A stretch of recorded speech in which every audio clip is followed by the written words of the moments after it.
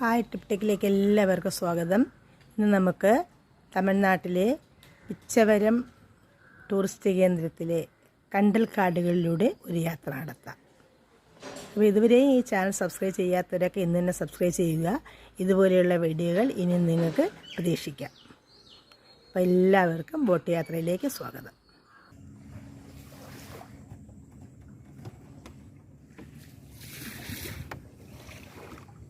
Jump, I'll take your video. This is the village, North Pichavaram. North Pichavaram. Okay. North Pichavaram, South Pichavaram.